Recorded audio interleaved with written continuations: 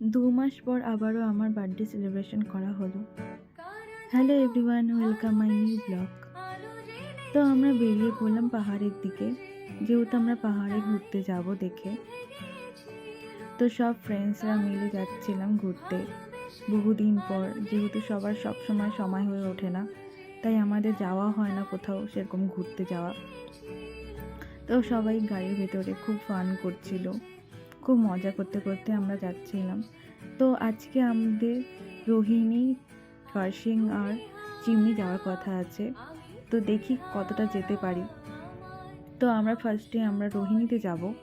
তো রোহিণীতে গিয়ে আমরা কিছু ফটোশ্যুটও করে নিলাম। তারপরে ওখানে বেশিক্ষণ থাকিনি, কারণ আমাদেরকে কার্শিয়াংয়ে যেতে হবে, তারপর আমাদেরকে চিমনিতে যেতে হবে। তো আমরা ওখান থেকে বেরিয়ে পড়লাম কার্শিয়াংয়ের দিকে। আর চিমনির রাস্তাটা আমাদেরকে কার্শিয়াংয়ের ভেতর দিয়ে যেতে হবে, যেহেতু ওদিক থেকেই আমরা বেরিয়েছি। তারপর আমরা ফ্রেন্ডসরা মিলে সবাই মজা করতে করতে আমাদের কার্শিয়াংয়ের দিকে পৌঁছালাম। তো আজকে আমাদের একদিনই ট্যুর ছিল, যেহেতু আমরা সকালবেলা বেরিয়েছি 8টে, তো আমাদের কথা ছিল যে বিকেল 6-7টের মধ্যে পৌঁছে যাব বাড়িতে, এরকম। সেজন্য খুব সকাল সকাল বেরিয়ে পড়েছি। তো কার্শিয়াংয়ের পথেই আছি, খুবই ভালো লাগছিল পাহাড়গুলো, অনেক দিন পর দেখলাম পাহাড়গুলোকে। আর পাহাড় তো সবারই খুব ভালো লাগে, যেমন আমারও খুব ভালো লাগে পাহাড়।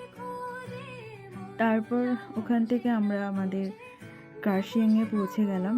তো কার্শিয়াংয়ের মেন গেটে সামনে, তো আমরা কার্শিয়াংয়ের মেন গেট দিয়ে আমরা বাপাস দিয়ে একটা রাস্তা যায়, ওদিক দিয়ে আমরা চিমনির দিকে যাব। কার্শিয়াংয়ের মেন মার্কেটে আমরা যাব না, যেহেতু আমরা চিমনিতে যাব, আমাদের মেন ডেস্টিনেশন চিমনি। তো এখানে কার্শিয়াংয়ে কিছু ভেবেছি ফটোশ্যুট করে, তো এখান থেকে বেরিয়ে চলে যাব।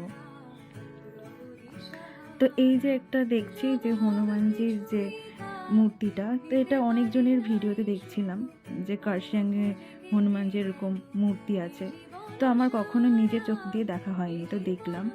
তারপরে এই কার্শিয়াংয়ে দাঁড়িয়ে কিছু ফটোশ্যুট করলো আমার ফ্রেন্ডসরা মিলে, তো খুবই মজা করছিলাম ওখানটায় দাঁড়িয়ে।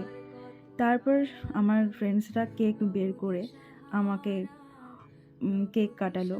যাই হোক, আমি কেকটা জানতামই না যে আমার জন্য কেকটা আনা হয়েছে, ইভেন আমাকে দিয়ে কাটিংও করাবে সেটা ভাবিনি। খুব মজা করছিলাম, আর 2 মাস পরে আবারও আমার বার্থডে সেলিব্রেশন করা হচ্ছে, এটা ভেবেই অবাক লাগছিল, খুবই ভালো লাগছিল।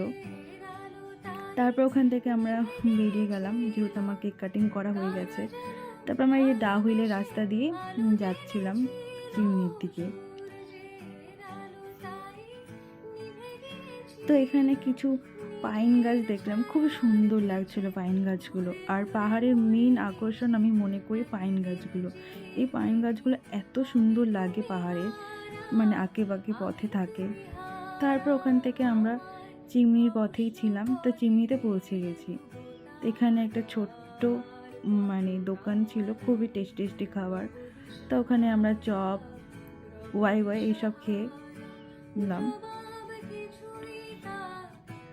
তারপরে আমরা একটা ভিউ পয়েন্টসে যাচ্ছিলাম, একটা কটেজ টাইপের। তো কটেজের ভেতরে গেস্ট ছিল দেখে বলল আমাদের ভেতরে যেতে দেবে না, তো আমরা বাইরে থেকেই ভেবে নিয়েছি যে কিছু একটা ভিডিও করাবো। তো এই যে কটেজটা, তো এই কটেজের ভেতরে যেতে দেয়নি, কারণ গেস্ট আছে দেখে। তারপর সবাই ওখানে কি সুন্দর ফুলের গার্ডেন ছিল, তো ফুলের নিয়েই ফটোশ্যুট করতে লাগলো। তারপরে গিয়ে দেখি 2টা ফ্রেন্ড গাড়ির উপরে উঠে গেছে। তারপরে আমার একটা ফ্রেন্ড দেখলাম হাতের মধ্যে ব্যাগ, তো আমি ভাবছিলাম যে কী আছে ব্যাগের মধ্যে, তো আমি জানতাম না যে ওটা আমার জন্য গিফট ছিল।